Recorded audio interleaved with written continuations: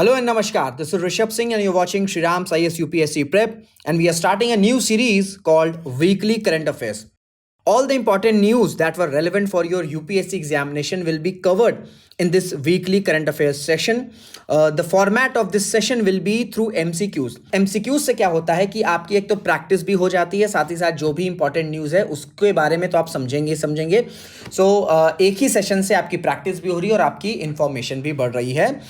ये जो वीक है ये आपका 14 जुलाई से लेकर 20 जुलाई तक जो भी इंपॉर्टेंट न्यूज़ रही है उसको हम MCQs के फॉर्म में कवर करने की कोशिश करेंगे, समझने की कोशिश करेंगे। और हमने टॉप 10 MCQs इस वीक में जो भी टॉप 10 इंपॉर्टेंट न्यूज़ रही है उसे MCQs फॉर्मेट में जो हमने सेलेक्ट किया है। So with this let's start the video.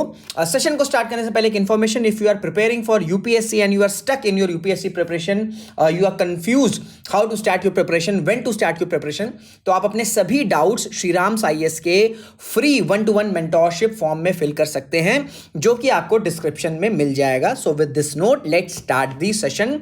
और जो पहला टॉपिक है वो है आपका new gravitational waves reveal black hole with forbidden mass. अब देखिए, इस तरीके से क्वेश्चंस आपके साइंस एंड टेक में कई बार पूछे जाते हैं। ग्रेविटेशनल वेव्स हो गया या कुछ भी इस तरीके की हैपनिंग्स होती है तो इससे UPSC बार बार क्वेश्चन पूछ लेता है। इस वजह से टॉपिक काफ़ी इंपॉर्टेंट हो जाता है। सो ग्रेविटेशनल वेव्स रिलेटेड क्या क्वेश्चन है, let's understand. With reference to the gravitational waves, consider the following statements. Okay. The first statement is gravitational waves are ripples in space-time caused by some of the most violent and energetic processes in the universe. The second statement is these ripples travel at light speed, carrying clues about their origin and the nature of gravity. And the third statement is Albert Einstein predicted the existence of gravitational waves in 1916 in his general theory of relativity. So question है, how many of the statements given above are correct? तो अगर मैं options की बात करूं तो इसमें first statement सही है, सेकंड स्टेटमेंट सही है, थर्ड ऑप्शन या जो थर्ड स्टेटमेंट है वो गलत है। क्यों? क्योंकि अल्बर्ट आइंस्टीन ने प्रिडिक्ट किया था ग्रेविटेशनल वेव्स की एग्जिस्टेंस के बारे में अपनी जनरल थ्योरी ऑफ रिलेटिविटी में, बट इन द ईयर 1915। ठीक है, इन द ईयर 1915। सो इस वजह से अगर हम देखें तो 1 और 2 जो कि आपका ऑप्शन है वो करेक्ट है, बट क्वेश्चन अटेम्प्ट करने से ज्यादा आपको जो इन्फॉर्मेशन है वो जानना है। अब थोड़ी सी बात हम कर लेते हैं ग्रेविटेशनल वेव्स के बारे में। तो अगर मैं ग्रेविटेशनल वेव्स की बात करूं तो ये आपके रिपल्स होते हैं। ठीक है, ये आपके रिपल्स होते हैं। ठीक है, और ये जो रिपल्स हैं कैसे क्रिएट होते हैं? जो स्पेस में मैसिव ऑब्जेक्ट्स होते हैं ना, ठीक है, जो मैसिव ऑब्जेक्ट्स होते हैं उनकी मूवमेंट से जो है ये जो रिपल्स होते हैं वो क्रिएट होते हैं, लेकिन ये बहुत ज़्यादा वीक होते हैं। जो ग्रेविटेशनल वेव्स है ना, वो आपकी प्रोड्यूस कब होती हैं? जब कोई बहुत बड़े इवेंट्स होते हैं, बिग इवेंट्स। अब ये बिग इवेंट्स में क्या आ गए भैया? बिग इवेंट्स लाइक जब 2 ब्लैक होल्स मर्ज कर रहे हैं, एग्जाम्पल है। ठीक है, 2 ब्लैक होल्स अगर मर्ज कर रहे हैं, if 2 black holes are merging then there are chances कि ग्रेविटेशनल वेव्स प्रोड्यूस होंगे।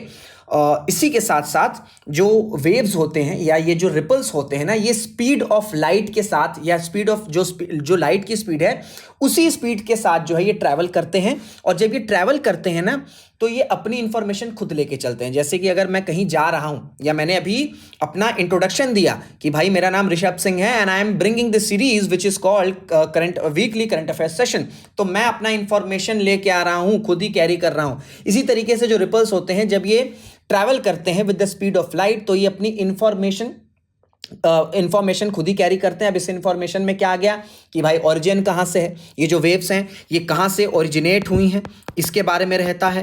ये जो ग्रेविटी है, ये नेचर किस तरीके की ग्रेविटी है, इसका नेचर क्या है, इसके बारे में बताते हैं।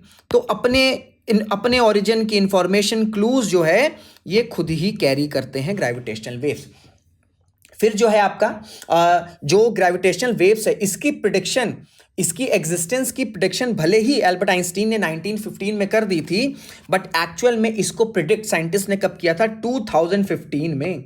अराउंड आपका 100 सालों के बाद जो है ग्रुप ऑफ साइंटिस्ट, ठीक है, ग्रुप ऑफ साइंटिस्ट उन्होंने जो है ये ग्रेविटेशनल वेव जो है वो डिटेक्ट करी थी। और एक स्पेशल इंस्ट्रूमेंट के थ्रू ये हुआ था। उस इंस्ट्रूमेंट का नाम क्या है? Laser interferometer gravitational wave observatory, मैं शॉर्ट फॉर्म में लिख दे रहा हूं, मैंने क्या बोला, लेजर इंटरफेरोमीटर LI, फिर आपका ग्रेविटेशनल वेव ऑब्जर्वेटरी। मुझे कमेंट्स में ये बताइएगा कि ये जो इंस्ट्रूमेंट है ये आपका किस कंट्री में सिचुएटेड है। ठीक है, ठीक है, ये आपका किस कंट्री में सिचुएटेड है। और ग्रेविटेशनल वेव्स के बारे में एक और बहुत ही इंपॉर्टेंट फीचर है कि जिस भी पाथ में ये ट्रैवल करते हैं ना, जिस भी पाथ में ये ट्रैवल करते हैं उसी पाथ के अकॉर्डिंग जो है ये स्क्वीज कर लेते हैं। ठीक है, खुद को ये स्क्वीज कर लेते हैं एंड खुद को ये स्ट्रेच कर लेते हैं। होता है ना कि आप जिस भी कंडीशन में भाई खुद को अडेप्ट कर ले रहे हैं, एंड यही सबसे इंपॉर्टेंट चीज होती है। And it same applies to gravitational waves. ये जिस भी पाथ में ट्रैवल करते हैं खुद को स्क्वीज कर लेते हैं, खुद को स्ट्रेच कर लेते हैं, जो भी पाथ है जिससे ये ट्रैवल कर रहे हैं। सो ये था आपका क्वेश्चन, और जो भी इंपॉर्टेंट इंफॉर्मेशन ग्रेविटेशनल वेव से हो सकती थी वो मैंने आपको समझाने की कोशिश करी है। जो भी सारी चीज़ें मैंने बताई हैं वो आपको इसमें ये जो मैंने लिखा है स्लाइड में आपको देखने को मिल जाएगी। इसका PDF अगर आपको चाहिए तो आप श्रीराम IAS के टेलीग्राम हैंडल में जुड़ सकते हैं। ठीक है, टेलीग्राम हैंडल पर जुड़ सकते हैं, साथ ही साथ मेरे पर्सनल टेलीग्राम हैंडल पर भी जुड़ सकते हैं, ऋषभ_life_knowledge। ठीक है, ऋषभ_RS_life_knowledge अगर आप टाइप करेंगे तो आपको मेरा टेलीग्राम हैंडल मिल जाएगा। क्लियर हो गया? नेक्स्ट क्वेश्चन की तरफ चलते हैं, just a second. So next question जो है आपका उसका कॉन्टेक्स्ट क्या है? इंदौर, सूरत, नवी मुंबई टॉप स्वच्छ सर्वेक्षण 2024-2025 रैंकिंग्स। तो आप सबको पता है कि रिसेंटली क्या हुआ कि जो स्वच्छ सर्वेक्षण अवार्ड है उसको प्रेसिडेंट ऑफ इंडिया ने अनाउंस कर दिया। तो इस तरीके की रैंकिंग से क्वेश्चंस बार बार पूछे जाते हैं, इंपॉर्टेंट हो जाता है। क्वेश्चन क्या है? इन Swachh Survekshan 2024-2025 what major change was introduced for the first time regarding the cities classification. कोई भी चीज में अगर कुछ पहली बार इंट्रोड्यूस होता है ना तो अपने आप ही इंपॉर्टेंट हो जाता है। तो इस बार जो अनाउंसमेंट हुई है या जो इन अवार्ड्स का अनाउंसमेंट हुआ है उसमें क्या मेजर चेंज हुआ है?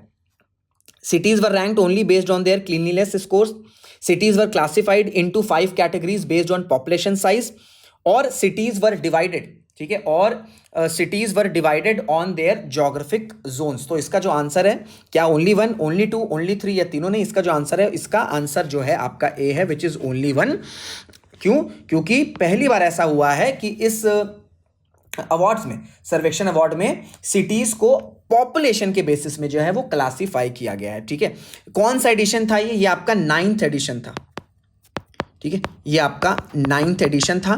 इस एडिशन में एक important category, special category introduce करी गई है जिसका नाम है सुपर स्वच्छ लीग सिटीज। ठीक है, सुपर स्वच्छ लीग सिटीज, जिसमें आप देख सकते हैं कि 5 तरह से क्लासिफाई किया गया है।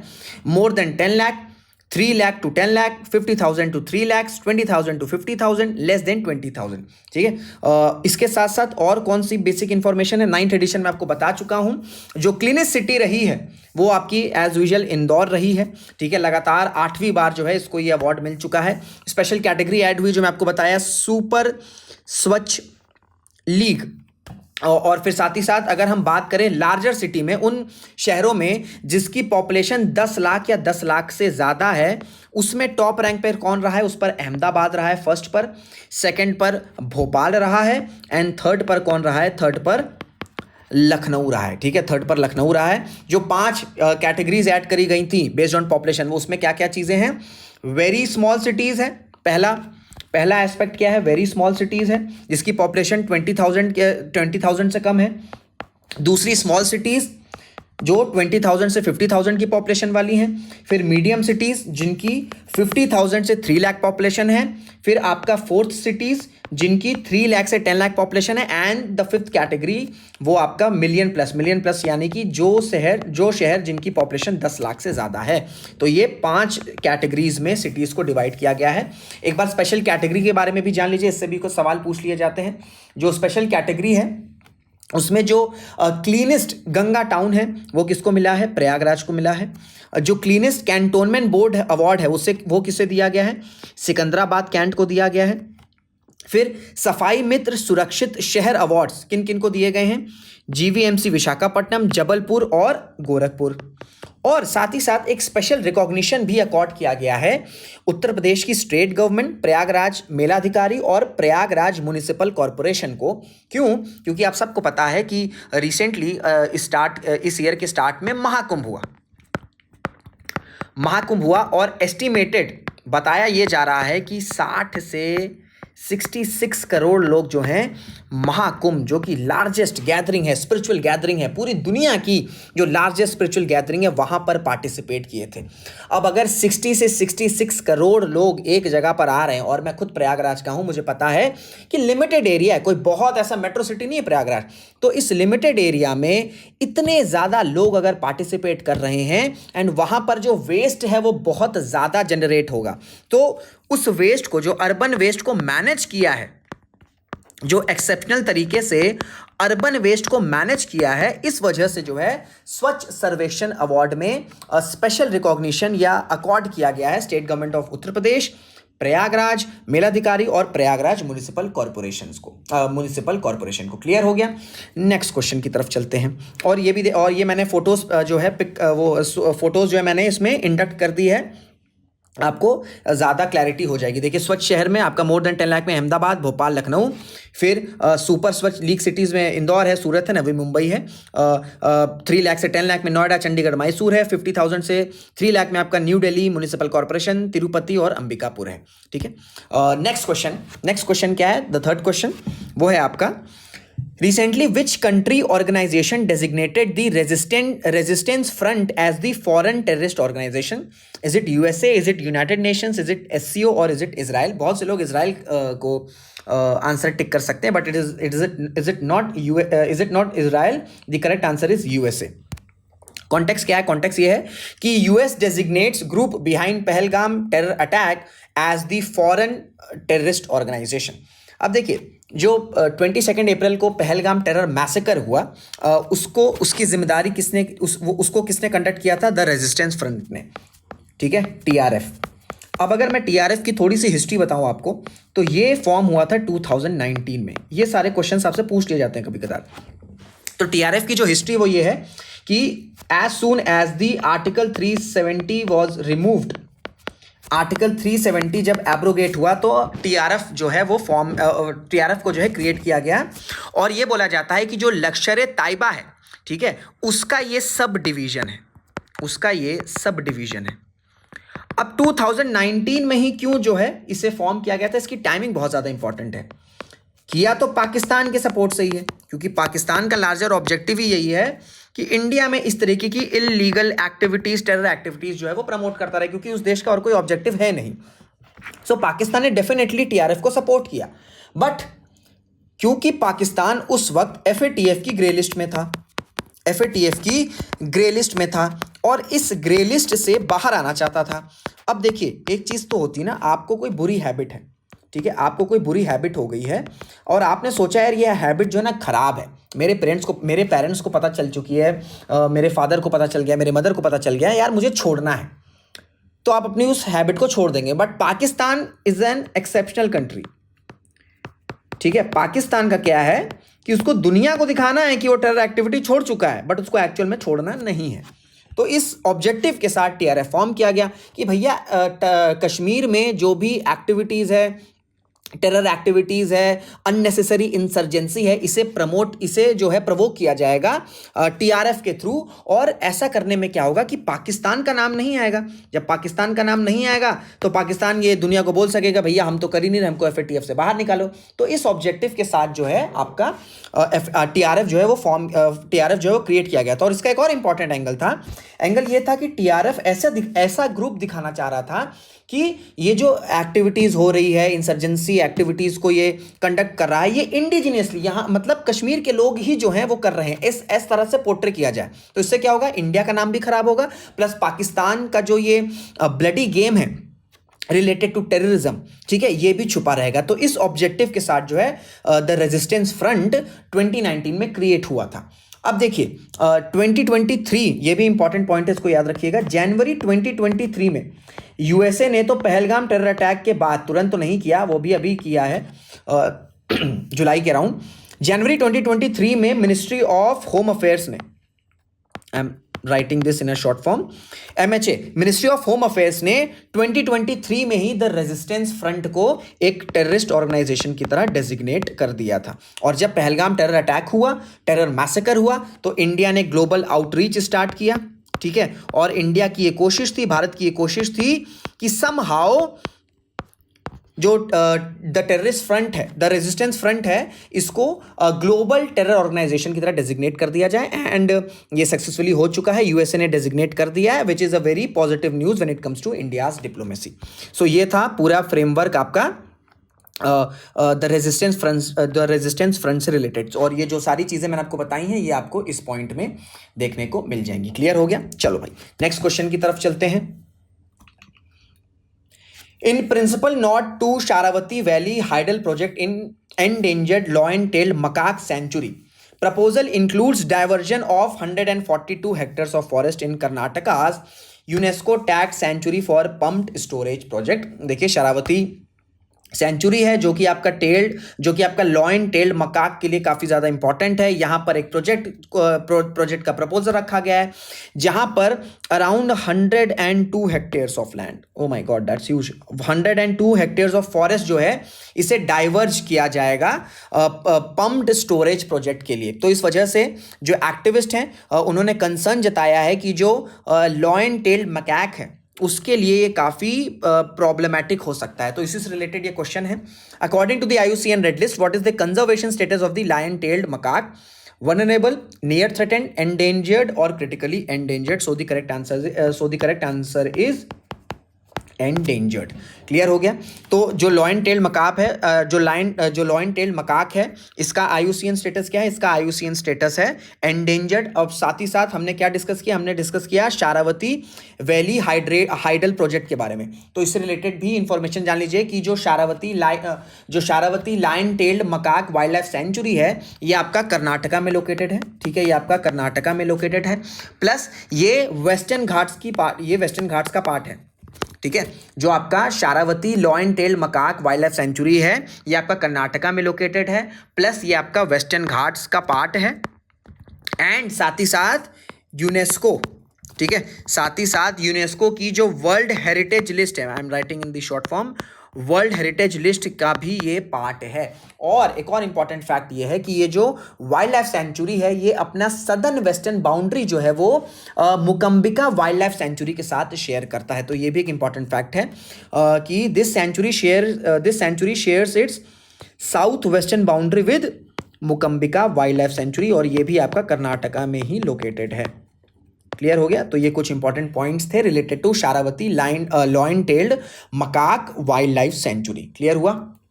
नेक्स्ट क्वेश्चन की तरफ चलते हैं। पहले कॉन्टेक्स्ट देखेंगे कि कॉन्टेक्स्ट क्या है, उसके बाद जो है हम मूव ऑन करेंगे। सो कैबिनेट अप्रूव्स PM धन्य कृषि योजना टू बूस्ट एग्रीकल्चर प्रोडक्टिविटी। अब जब भी इस तरीके की स्कीम न्यूज में रहती है तो अपने आप ही ये काफी इंपॉर्टेंट हो जाता है। So, with reference to the PM Dhanya Krishi Yojana, consider the following statements. The first statement is the scheme aims to enhance farm productivity, promote sustainable practices, and improve farmers' livelihoods. The second statement is it merges 36 schemes from 11 union ministries to create a unified agriculture support system. The scheme will be implemented for 10 years, beginning with the current financial year 2025-2026. And the fourth statement is the scheme targets 100 underperforming districts inspired by Niti Aayog's aspirational district program. So, how many of the statements given above are correct? Is it only one? Is it only two? Is it only three? All of the above. तो इसमें जो option है वो आपका C correct है। क्यों भाई? Option 1 सही है, ऑप्शन 2 सही है, ऑप्शन 4 सही है, बट ऑप्शन 3 जो है वो गलत है। क्यों? ये 10 सालों के लिए इंप्लीमेंट नहीं होगा, ये आपका 6 सालों के लिए इंप्लीमेंट होगा, ठीक है। ये आपका कितने सालों के लिए इंप्लीमेंट होगा? ये आपका 6 सालों के लिए इंप्लीमेंट होगा। तो आप कुछ इंपॉर्टेंट पॉइंट जान लेते हैं प्रधानमंत्री धन्य कृषि योजना से रिलेटेड। अब देखिए इसका जो ऑब्जेक्टिव वो ये है कि ये एक ऐसा फार्म प्रोग्राम है, ठीक है, ये एक ऐसा स्कीम है या एक ऐसा प्रोग्राम है जो कि प्रोडक्टिविटी को एनहांस करेगा, जो कि सस्टेनेबल प्रैक्टिसेस को प्रमोट करेगा, एंड इससे क्या होगा कि जो लाइवलीहुड है उसको भी ये प्रमोट करेगा। ये मैं आपको बता ही चुका हूं कि 36 स्कीम्स और 11 यूनियन मिनिस्ट्रीज को मर्ज किया गया है सो दैट एक यूनिफाइड एग्रीकल्चर सपोर्ट क्रिएट किया जा सके। उसके साथ साथ जो नीति आयोग का एस्पिरेशनल डिस्ट्रिक्ट प्रोग्राम्स है, ठीक है, नीति आयोग का एक एस्पिरेशनल डिस्ट्रिक्ट प्रोग्राम होता है, इसमें 100 अंडर परफॉर्मिंग डिस्ट्रिक्ट्स को चूज किया जाएगा। 100 अंडर परफॉर्मिंग, ठीक है, ये बड़ा इंपॉर्टेंट टर्म है। 100 अंडर परफॉर्मिंग डिस्ट्रिक्ट्स को सेलेक्ट किया जाएगा और डिस्ट्रिक्ट्स को सेलेक्ट किया जाएगा और क्या होगा, सिलेक्शन करके क्या होगा, इसके बाद इन डिस्ट्रिक्ट्स में जो कि आपका फार्म प्रोडक्टिविटी है इसे बूस्ट किया जाएगा। ठीक है, जो फार्म प्रोडक्टिविटी है उसे क्या किया जाएगा, उसे बूस्ट किया जाएगा। कैसे बूस्ट किया जाएगा, बेटर इरिगेशन प्रोवाइड किया जाएगा। ठीक है, बेटर इरिगेशन प्रोवाइड किया जाएगा, बेटर स्टोरेज फैसिलिटीज प्रोवाइड की जाएगी and the most important thing is कि भाई क्रेडिट एक्सेस प्रोवाइड किया जाएगा। अगर फार्मर्स को क्रेडिट एक्सेस ही नहीं मिलेगा तो वो रिक्वायर्ड रॉ मटेरियल्स नहीं परचेज कर पाएंगे। जब वो रिक्वायर्ड रॉ मटेरियल्स परचेज नहीं कर पाएंगे तो अल्टीमेटली क्या होगा, अल्टीमेटली जो उनकी फार्मिंग सीजन है वो हैम्पर हो जाएगी। सो इसी वजह से इन 100 डिस्ट्रिक्ट्स में, इन 100 अंडर परफॉर्मिंग डिस्ट्रिक्ट्स में क्या होगा, इन 100 अंडर परफॉर्मिंग डिस्ट्रिक्ट्स में फार्म प्रोडक्टिविटी को बूस्ट किया जाएगा। कैसे बूस्ट किया जाएगा, बेटर इरिगेशन के थ्रू, बेटर स्टोरेज के थ्रू, क्रेडिट एक्सेस के थ्रू एंड साथ ही साथ इन सब डेवलपमेंट में ये भी मेक श्योर किया जाएगा कि भैया हमें सस्टेनेबल तरीके से सारी चीज़ें प्रैक्टिस करनी है, हमें सस्टेनेबल तरीकों से सारी चीज़ें प्रैक्टिस करनी है, because climate change is a dark reality and हम जब तक सस्टेनेबल प्रैक्टिसेस को इम्प्लीमेंट नहीं करेंगे, be it in our urban planning, be it in our agriculture practices, तब तक हम क्लाइमेट चेंज को टैकल नहीं कर पाएंगे।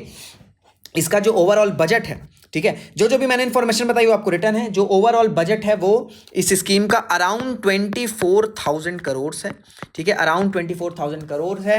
ये 6 सालों के लिए, ठीक है, 6 ईयर्स के लिए इस स्कीम को इंप्लीमेंट किया जाएगा। एंड बताया ये जा रहा है कि इस स्कीम से around 1.7 crore farmers, that's a huge number, 1.7 crore farmer जो है उनको वो बेनिफिट हो सकते हैं। एंड साथ में ही जो स्टेट गवर्नमेंट्स हैं एंड द प्राइवेट सेक्टर, ये भी इंपॉर्टेंट पॉइंट है, state government and private sectors जो है वो कोलैबोरेट करेंगे किसके साथ, वो कोलैबोरेट करेंगे या पार्टनरशिप करेंगे सेंट्रल गवर्नमेंट के साथ, सो दैट इस स्कीम को प्रॉपर तरीके से इंप्लीमेंट किया जा सके। सबसे बड़ी प्रॉब्लम इंडिया में पता क्या है कि हमारे पास स्कीम्स हैं, क्लियर ऑब्जेक्टिव्स है, बट प्रॉब्लम यह है कि हम एग्जीक्यूट नहीं कर पाते हैं, प्रॉपर तरीके से इंप्लीमेंट नहीं कर पाते हैं। अब प्रॉपर तरीके से इंप्लीमेंटेशन का सबसे इंपॉर्टेंट एस्पेक्ट यह है कि जितना हम डिसेंट्रलाइज रहेंगे, जितना हम पार्टनरशिप करेंगे वेरियस ग्रुप्स के साथ, वेरियस ऑर्गेनाइजेशन, स्टेट गवर्नमेंट, फिर आपका प्राइवेट सेक्टर, उतना ही बेटर आपका इंप्लीमेंटेशन और एग्जीक्यूशन होता चला जाएगा। जितनी भी स्कीम्स हैं और जितनी भी स्कीम्स की ऑब्जेक्टिव या जो एग्जीक्यूशन है, जो इंप्लीमेंटेशन है वो प्रॉपर होता चला जाएगा, उतना ही जल्दी आप देखेंगे कि जो रिजल्ट है वो भी हमें मिलता चला जाएगा। क्लियर हो गया? सो ये था ओवरऑल इस schemes related which is PM धन्य कृषि योजना। क्लियर हो गया? जो मैंने आपको बताया वो उसका मैंने इन्फोग्राफिक भी यहां पर पोस्ट किया हुआ है। Now the next question which is I guess 6th question. अब 6th क्वेश्चन का जो कॉन्टेक्स्ट है वो ये है कि हमने भाई सक्सेसफुली आकाश प्राइम मिसाइल को सक्सेसफुली टेस्ट कर लिया है हाई एल्टीट्यूड रीजन के लिए। तो इससे रिलेटेड क्वेश्चन क्या है? इस रिलेटेड क्वेश्चन ये है कि what is the key technological upgrade in Akash prime compare to the earlier version which is Akash missile system. एक की टेक्नोलॉजिकल अपग्रेडेशन क्या है आकाश प्राइम में? Is it the nuclear warhead? Is it the solar powered engine? Is it the indigenous radio frequency seeker? और is it the GPS based target detection?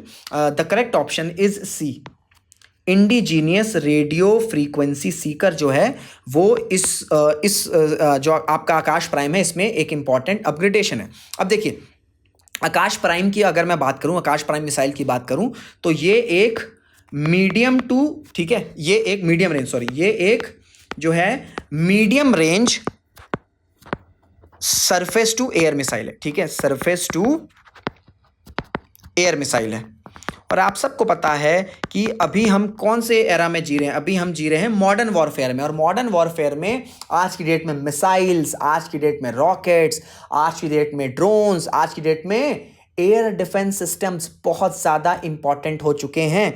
सो इस वजह से जो आकाश प्राइम है, देखिए ऑपरेशन सिंदूर के दौरान जब हमने ऑपरेशन सिंदूर किया था, तो उसके बाद जब पाकिस्तान ने रिटेलिएशन स्टार्ट किया, ड्रोन्स अटैक जो है उन्होंने स्टार्ट किए, शेलिंग उन्होंने जब स्टार्ट करी, तो आपने एक टर्म सुना होगा, डेफिनेटली सुना होगा, S-400 ने बहुत अच्छा परफॉर्म किया था। और जो भी इनकमिंग ड्रोन्स थे पाकिस्तान की साइड से, मोस्टली उनको जो है क्रैक डाउन कर दिया था। बट S-400 के साथ साथ हमारा जो आकाश डिफेंस सिस्टम था, ठीक है, हमारा जो आकाश डिफेंस सिस्टम था, ये भी बहुत अच्छी तरीके से परफॉर्म किया था।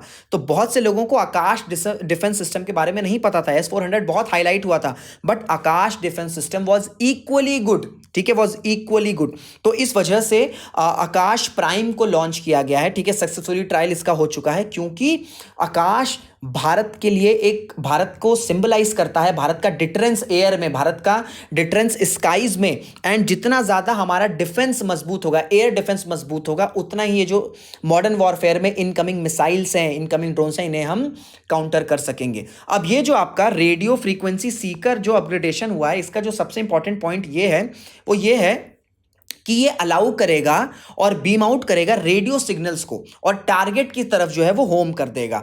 ये हमने वो भी आपका कब, final phase of its flight में, ठीक है। इस वजह से काफ़ी ज़्यादा इंपॉर्टेंट हो जाता है। जो आपकी जो इसकी कैपेबल जो रेंज है इसकी, ये आपकी अराउंड बताई जाती है 27 to 30 किलोमीटर, जो ऑपरेशनल रेंज है, ठीक है, जो ऑपरेशनल रेंज है वो आपकी 27 to 30 किलोमीटर है। और ये सेम आकाश में भी थी, ठीक है, ये दोनों याद रखिएगा। आकाश वेपन्स, आकाश मिसाइल सिस्टम में भी ऑपरेशनल रेंज 27 to 30 किलोमीटर थी, एंड आकाश प्राइम में भी सेम रेंज रखी गई है। एंड ये डिप्लॉयड कहाँ होगा, ये आपका 45 मीटर अबव, ठीक है, 4500 मीटर जो है डिप्लॉय किया जाएगा। एंड स्पेसिफिकली जो आकाश प्राइम मिसाइल है, इसका ऑब्जेक्टिव ये है कि भारत के हायर एल्टीट्यूड रीजन्स, ठीक है, जो हायर एल्टीट्यूड रीजन्स हैं, ठीक है, जो हायर एल्टीट्यूड रीजन्स हैं, यहाँ पर जो सेंसिटिव एरियाज हैं, ठीक है, यहाँ पर जो सेंसिटिव एरियाज हैं, यहाँ पे जो सेंसिटिव एरियाज हैं, और जो हमारे क्रिटिकल इंस्टॉलेशंस हैं या जो क्रिटिकल इंफ्रास्ट्रक्चर्स हैं, उनको प्रोटेक्ट करने के लिए ये काफ़ी इंपॉर्टेंट हो सकता है। इस वजह से ये एक बहुत बड़ा माइलस्टोन है, एक बहुत बड़ी अचीवमेंट है भारत के लिए। अगर मैं बात करूं, मैंने इंटरसेप्शन रेंज जो है वो अराउंड बताया कि 25 to 30 किलोमीटर्स है, लो रिएक्शन है, और ये आपका ऑल वेदर कैपेबिलिटी है, ठीक है। ये जो आकाश प्राइम मिसाइल है, ये आपका ऑल वेदर कैपेबल है। 25 to 30 किलोमीटर्स की इसकी इंटरसेप्शन रेंज है। और जो इंडिजीनियस है ना, जो इंडिजीनियस, ये कितना इंडिजीनियस है ये बताया गया, अराउंड 96% जो है ये इंडिजीनियस है। और मल्टीपल एयर थ्रेट्स, ठीक है, मल्टीपल एयर थ्रेट्स, जो आकाश प्राइम है, मल्टीपल, ठीक है, मल्टीपल एयर थ्रेट्स, ठीक है, मल्टीपल एयर थ्रेट्स जो हैं, जो डिफरेंट डायरेक्शन से आएंगे, ठीक है, हो सकता है पाकिस्तान या कोई भी कंट्री इंडिया पर इस डायरेक्शन से भी ड्रोन छोड़ दे, इस डायरेक्शन से भी, इस डायरेक्शन से भी एन नंबर ऑफ ड्रोन्स छोड़ दे, तो ये केपेबल है कि मल्टीपल थ्रेट्स को ये काउंटर कर सकता है। एंड डिफरेंट डायरेक्शन से जो आ रहे हैं उनको भी ये एक साथ जो है काउंटर कर सकता है। एंड जो किल प्रोबेबिलिटी है वो आकाश प्राइम की अराउंड 88% है, विच इज़ वेरी गुड, ठीक है, अराउंड 88% है, विच इज़ वेरी गुड। और जो आकाश मिसाइल सिस्टम है, और इसका ये जो अपग्रेडेड वर्जन आया है, that is Akash prime missile, इसमें जो भी हमारे आर्म फोर्सेस ने अपने फीडबैक्स दिए थे, उन फीडबैक्स के थ्रू ही जो है इसमें अपग्रेडेशन करी गई है, ठीक है, इन फीडबैक्स के थ्रू। और वो फीडबैक्स इसे दिए, डेफिनेटली जो आर्म फोर्सेस हैं उनसे बेटर कोई भी फीडबैक्स नहीं दे सकता, तो उनसे डायरेक्टली फीडबैक्स लिए गए हैं, और उसके थ्रू ही जो हैं जो चेंजेस हैं या जो अपग्रेडेशन है वो इंप्लीमेंट किए गए हैं। ये जो है, ये जो आपका 2 stage ramjet rocket propulsion technology है इसमें। और ये वॉरहेड जो है कितना केजी कैरी कर सकता है, अराउंड 60 केजी, ठीक है, अराउंड 60 केजी। सो ये कुछ इंपॉर्टेंट अपग्रेडेशन जो है वो आपके इसमें आकाश प्राइम में इंडक्ट हुए। जो भी सारी चीज़ें मैं बताई हैं वो आपको इस इन्फोग्राफिक में भी मैंने ऐड कर दिया है। सो चलते हैं नेक्स्ट क्वेश्चन की तरफ। भाई अब नेक्स्ट क्वेश्चन क्या है, Which Indian state has become the first to launch a genome sequencing project specifically for its tribal population? Is it Madhya Pradesh? Is it Odisha? Is it Jharkhand? Is it Gujarat? So the correct option is Gujarat. Gujarat पहला India का ऐसा state है जिसने genome sequencing project, ठीक है, genome sequencing project launch कर दिया है अपनी ट्राइबल पॉपुलेशन के लिए, ठीक है। ये कॉन्टेक्स्ट आपको देखने को मिल जाएगा कि Gujarat becomes first state to launch genome sequencing project for tribals. ये मिनिस्टर ने जो है, जो वहाँ के मिनिस्टर है, उन्होंने अनाउंसमेंट करी है। अब देखिए, जो जीनोम सीक्वेंसिंग है वो एक प्रोसेस होता है जहां पर कंप्लीट डीएनए जो है ना, जो कंप्लीट डीएनए है इसको डिटरमाइन किया जाता है। इसको क्या किया जाता है? इसको डिटरमाइन किया जाता है। और ये जो कंप्लीट डीएनए होता है ना, जो सेट ऑफ डीएनए होते हैं, इसमें क्या होते हैं? इसमें सारे जीन्स होते हैं। जो कोई भी ऑर्गेनिज्म है उसके जो जीन्स हैं वो आपके इन set of complete set of DNA में मिल जाएंगे। अब आप सोचेंगे कि ठीक है, कंप्लीट डीएनए को डिटरमाइन किया जा रहा है, कंप्लीट डीएनए में जीन्स होते हैं ऑर्गेनिज्म के, तो इससे ऑब्जेक्टिव क्या है या इसका लार्जर विजन क्या है? इसका लार्जर विजन ये है कि अगर इन जीन्स के बारे में हमको इन्फॉर्मेशन होगी और तो जो डॉक्टर्स हैं, जो रिसर्चर्स हैं, जो साइंटिस्ट हैं, वो समझ सकेंगे कि किस तरीके से जो कोई भी ऑर्गेनिज्म है इंक्लूडिंग द ह्यूमंस, उनके जीन्स इवॉल्व हुए हैं, उनके जो जीन्स हैं वो किस तरीके से इवॉल्व होते चले जा रहे हैं, इसकी एक करेक्ट इन्फॉर्मेशन मिल जाएगी। अब अगर इससे क्या होगा, अब अगर आपको ये पता चल जाएगा, अब देखिए, जैसे आपको कोई भी हैबिट सुधारनी है तो आपको देखना होगा, समझना होगा कि मेरे किस तरीके से मैं इवॉल्व हुआ। मैं पहले इस तरीके की चीज़ें करता था, अब मैं इस तरीके की चीज़ें कर रहा हूँ, तो आपको एक डिफरेंस पता चलेगा। इसी तरीके से जब जो आपकी जीनोम सीक्वेंसिंग है, जब जीन्स के बारे में हमको पता चलेगा तो हमें ये पता चलेगा कि किस तरीके से इवॉल्व हो रहे हैं,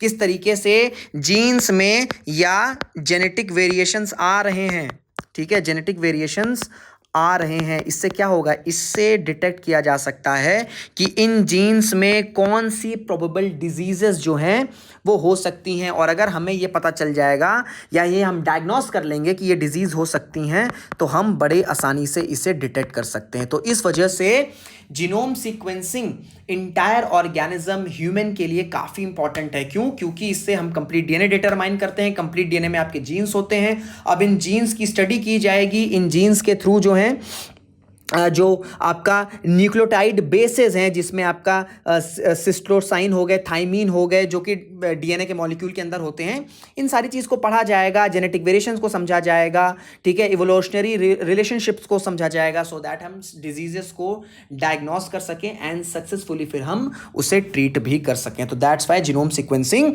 काफ़ी ज़्यादा इंपॉर्टेंट हो जाती है। क्लियर हो गया? सो ये था 7th क्वेश्चन। अब है आपका, जो चीज़ें मैंने बताई वो आपको यहाँ पे मेंशन हो जाएगी, वो मैंने ऑलरेडी लिखा है, बट मैं आपको आसान भाषा में लिख के समझाने की कोशिश कर रहा हूँ। क्लियर हुआ? चलिए, 8th क्वेश्चन क्या है? Which is the most important objective of exercise Talisman Sabre. अब मोस्ट इंपॉर्टेंट ऑब्जेक्टिव है, इसलिए इसको ध्यान से पढ़िएगा।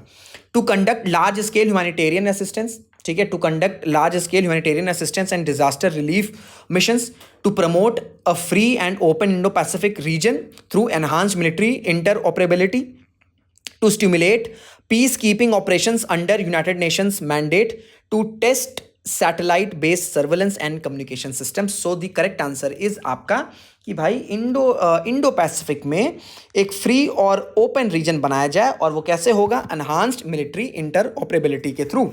अब ये न्यूज़ में क्यों है? न्यूज़ में इस वजह से है क्योंकि इंडिया ने पहली बार पार्टिसिपेट किया है इस बायलेटरल मल्टीलेटरल एक्सरसाइज में। अब देखिए, कोई भी एक्सरसाइज में अगर इंडिया, एक तो इंडो पैसिफिक वेरी इंपॉर्टेंट, ठीक है, when it comes to India's foreign policy, उससे रिलेटेड एक एक्सरसाइज हो रही, दैट इज तलिस्मन सब्रे, ये इंपॉर्टेंट हो गई। अब इसमें भी कि भाई इंडिया ने पहली बार पार्टिसिपेशन किया, तो अल्टीमेटली ये न्यूज़ बहुत ज़्यादा इंपॉर्टेंट हो जाती है, ठीक है। तो इस वजह से आपको इस एक्सरसाइज तलिस्मन सब्रे के बारे में जानना होगा। सो इसको स्टार्ट हुआ था, या ये जो लॉन्च हुआ था 2005 में हुआ था, ठीक है। पहले ये एक बायलेटरल मिलिट्री ड्रिल थी, किसके बीच में? ऑस्ट्रेलिया एंड यूएसए के बीच में।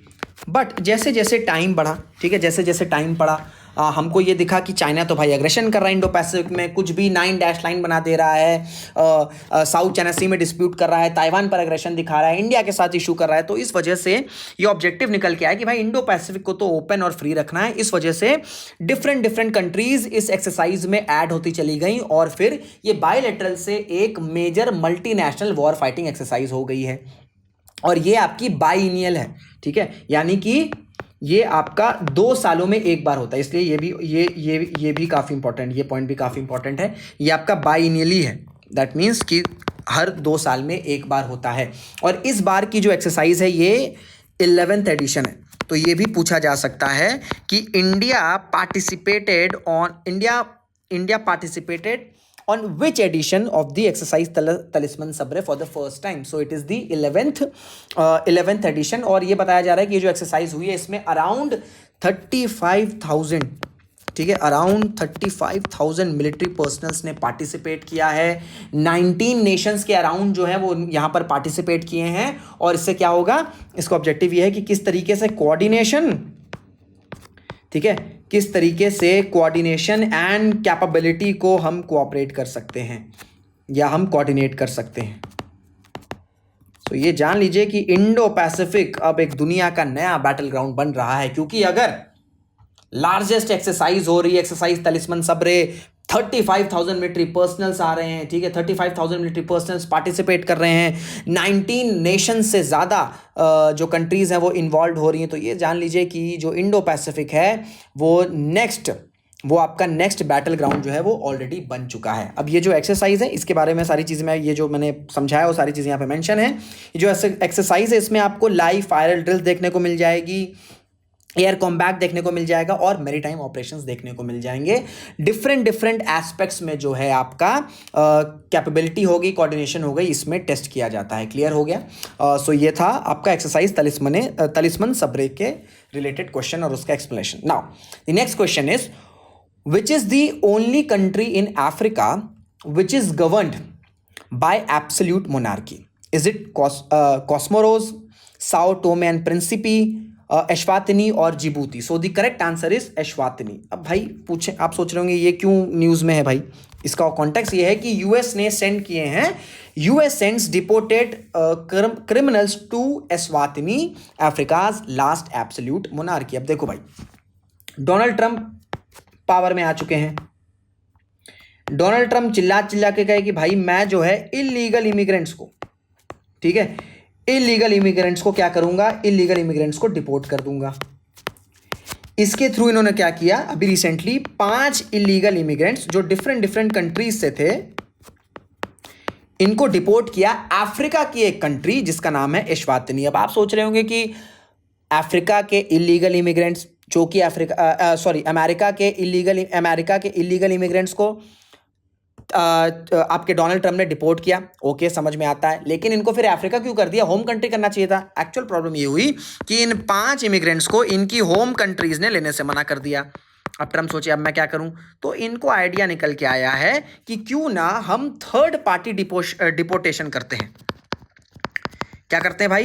थर्ड पार्टी डिपोर्टेशन अग्रीमेंट करते हैं, ठीक है, थर्ड पार्टी डिपोर्टेशन अग्रीमेंट करते हैं, जिसके थ्रू हम अगर होम कंट्री जो इमिग्रेंट्स हैं, अगर उनकी होम कंट्री उन्हें रिसीव नहीं कर रही है तो क्या करेंगे, हम दूसरी कंट्री, कोई थर्ड कंट्री में जो है डेजिग्नेट कर देंगे। तो इसके थ्रू जो है आपका एश्वातिनी में इन 5 इमिग्रेंट्स को सेट कर दिया गया है। और ये जान लीजिएगा कि जो ट्रंप हैं उनका एक बड़ा ही लार्जर ऑब्जेक्टिव है ये थर्ड पार्टी डिपोर्टेशन अग्रीमेंट, जहाँ पर ये इसी तरीके की ऐसी अननोन कंट्रीज़ जहाँ पर बहुत सारे इश्यूज़ हैं, जहाँ पर बहुत सारे प्रॉब्लम्स हैं, तो वहाँ पर जो सरकारों को कुछ वो यूएसए हेल्प कर देगा। भाई यूएसए बीइंग दी लार्जेस्ट इकॉनमी, स्ट्रॉन्गेस्ट कंट्री, अगर किसी भी छोटी कंट्री को कुछ भी हेल्प करेगा उसके लिए तो बहुत इंपॉर्टेंट चीज़ हो जाएगी, बहुत बड़ी बात हो जाएगी। तो इसी के थ्रू जो है ये थर्ड पार्टी डिपोर्टेशन एग्रीमेंट को और एक्सपैंड करने की कोशिश करेंगे ट्रंप ओवर द ईयर्स। तो इस वजह से इन्हें एश्वातिनी भेज दिया है। अब एश्वातिनी की लोकेशन आप देख लो कहाँ पर है भाई, ये रहा मैप, ये रहा आपका इंडियन ओशन, ये रहा आपका Africa continent, this is Atlantic ocean, और ये रहा आपका एश्वातिनी, ठीक है। लोकेशन काफ़ी इंपॉर्टेंट है, आपको साउथ अफ्रीका भी पास में दिख रहा है, ठीक है, आपको जिम्बाब्वे दिख रहा है, बोत्सवाना दिख रहा है, नामीबिया दिख रहा है। सो इस वजह से काफ़ी इंपॉर्टेंट हो जाता है। अब देखिए, देखने को कंट्री बहुत छोटी है, बट यहाँ पर जो सोशियो इकोनॉमिक चैलेंजेस हैं, ठीक है, जो सोशियो इकोनॉमिक चैलेंजेस हैं वो काफ़ी ज़्यादा हाई हैं। वर्ल्ड बैंक के अकॉर्डिंग, वर्ल्ड बैंक ने डेटा दिया है जहाँ पर ये बताया है कि एश्वातिनी की 50% के अराउंड जो पॉपुलेशन है वो सिर्फ $4 पर डे पर जिंदा है। $4 पर डे इज़ नथिंग, ठीक है, इज़ बेयरली एनीथिंग, इस पर जिंदा है। और साथ ही साथ दुनिया में, ये भी बड़ा इंपॉर्टेंट पॉइंट है, दुनिया में जो HIV वायरस का प्रेवलेंस रेट है वो सबसे ज़्यादा आपको एश्वातिनी में देखने को मिल जाएगा। और एस्टिमेटेड ये बताया गया है कि इस कंट्री के अराउंड 26% लोग इस HIV वायरस के साथ रह रहे हैं। हालांकि इंटरनेशनल सपोर्ट, इंटरनेशनल ऑर्गेनाइजेशन और दूसरी कंट्रीज़ के सपोर्ट के थ्रू इस रेट को कम किया जा रहा है। लेकिन रिसेंटली क्या हुआ कि USAID, ठीक है, USAID को ट्रंप ने एज यूजुअल ब्लॉक कर दिया, बंद कर दिया। तो USAID के थ्रू जो है पैसा एश्वातिनी को भी जाता था। जब पैसा मिलता था तो ये जो HIV वायरस था इसे टैकल किया जाता था। बट अनफॉर्चुनेटली अगर USAID रुक गया है तो यहाँ पर पैसा नहीं जाएगा और फिर केसेस बढ़ने लग जाएंगे। तो इस वजह से जो एक्टिविस्ट हैं उन्होंने कंसर्न्स भी जताए हैं कि जो ये वायरस को कंट्रोल किया जा रहा था थोड़ा बहुत एश्वातिनी में, वो फिर से बढ़ सकता है क्योंकि USAID जो है वो बंद कर दिया है डोनाल्ड ट्रंप ने। और साथ ही साथ आप, क्योंकि एब्सोल्यूट मोनार्की है तो इस वजह से यहाँ पर आपको क्या देखने को मिलता है, यहाँ पर आपको रेगुलर बेसिस पर पिछले कुछ सालों से ये देखने को मिल रहा है कि जो डेमोक्रेटिक प्रोटेस्ट हैं वो देखने को मिल रहे हैं इस कंट्री में। बट प्रॉब्लम यह है कि सिक्योरिटी फोर्सेस क्या कर रही हैं कि इन प्रोटेस्ट को क्रैक डाउन कर दे रही हैं। तो इस वजह, और यहाँ पे जो किंग हैं ये भाई 1986 से पावर पकड़े हुए हैं, 1986 से पावर पकड़े हुए हैं। कोई भी जो पॉलिटिकल पार्टीज़ है वो इलेक्शन में पार्टिसिपेट नहीं कर सकती है। आपको अगर लीडर भी बनना है तो वो इंडिविजुअल बेसिस पर आप बन सकते हो, उसके लिए भी आपको ट्रेडिशनल लीडर्स का सपोर्ट होना चाहिए। तो इस वजह से डेमोक्रेटिक प्रोसेसेस आपको डेमोक्रेटिक जो प्रोटेस्ट हैं वो यहाँ आपको देखने को मिल रहे हैं। मुझे कॉमेंट्स बताएगा कि अभी जो प्रेजेंट किंग है एश्वातिनी के, उनका नाम क्या है, ठीक है, कॉमेंट्स बताना।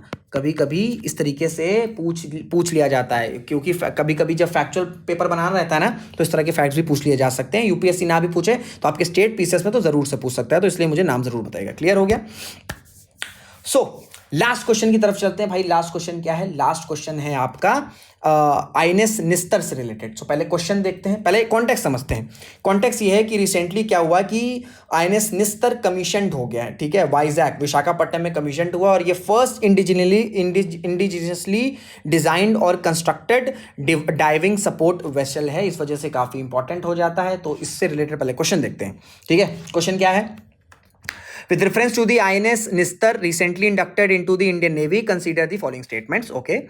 The first statement is, it is a deep submergence support vessel designed for submarine rescue and underwater recovery missions. Okay. The second statement is, it has been designed and constructed in collaboration with Russia. The third statement is, INS Nistar first indigenously designed and constructed diving support vessel commissioned in Visakhapatnam's naval dockyard. First और third statement सही है। जो second statement है भैया वो गलत है। बहुत से स्टूडेंट क्या करते हैं ना कि यहाँ पर गेस वर्क करने की कोशिश करते हैं और इस गेस वर्क में इनको लगेगा कि यार जो सबमरीन्स है वो तो रशिया से हम कोलैबोरेट करते रहते हैं, वहाँ से मंगाते रहते हैं, तो हो सकता है कि तीनों ही सही हो। और बहुत से एस्पिरेंट 1, 2 एंड 3 तीनों मार्क करके खुश हो जाएंगे, फिर घर जाएंगे, चेक करेंगे, फिर उदास हो जाएंगे। तो इस वजह से मैंने जानबूझ के रशिया डाला था, बट रशिया नहीं है, ये इंडिजिनियसली डेवलप हुआ है। अब देखिए, जो आइनेस निस्तर है ये आपको मैं बता चुका हूँ भाई कि ये पहला indigenously built diving support vessel है, ठीक है। DSV का फुल फॉर्म क्या है? डाइविंग वेसल, ठीक है, sorry, diving support, DSV, diving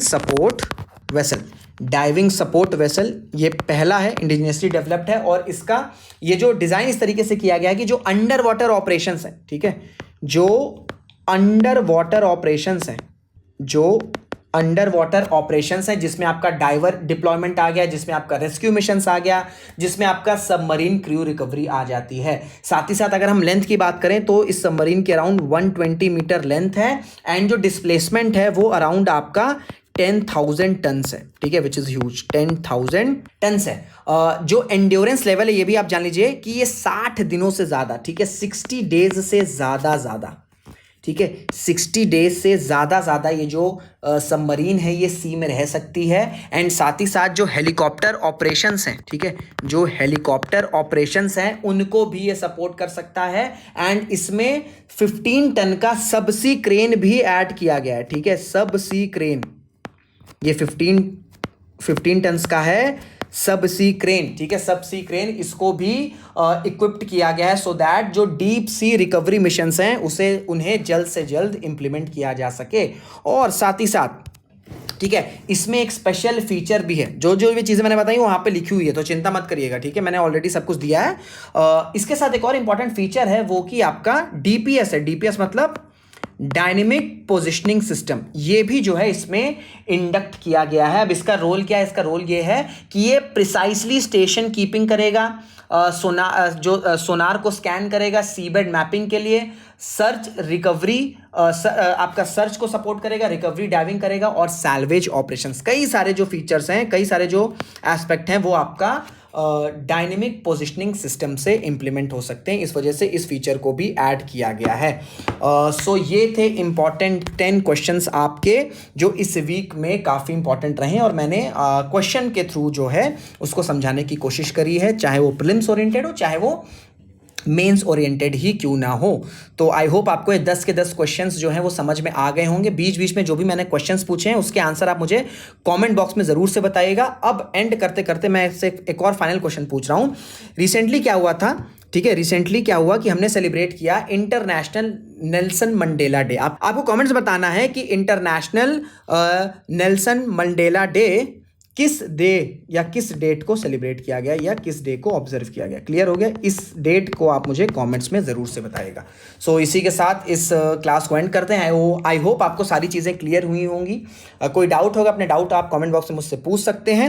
और हाँ, ये PDF, अगर आपको इस क्लास की PDF चाहिए तो आप श्रीराम IAS के टेलीग्राम हैंडल पर जुड़ सकते हैं। साथ ही साथ आप मेरे पर्सनल टेलीग्राम, ठीक है, जिसको मैं लिख दे रहा हूँ, जिसका नाम है ऋषभ, ठीक है, फिर आपको अंडरस्कोर देना है knowledge and _RS life। जैसे ही आप ये सर्च करोगे आपको मेरा टेलीग्राम हैंडल जो है पूरी तरीके से मिल जाएगा और यहीं पर मैं अपनी क्लासेस PDF सब शेयर करता रहता हूँ और एक्स्ट्रा इन्फॉर्मेशन भी जो आपके एग्जाम रिलेवेंट है यहाँ पर शेयर करता रहता हूँ। सो इसी के साथ इस सेशन को एंड करते हैं। मुलाकात होगी आपसे अगले वीडियो में। Till then this is Rishabh Singh signing off. Jai Hind, जय भारत।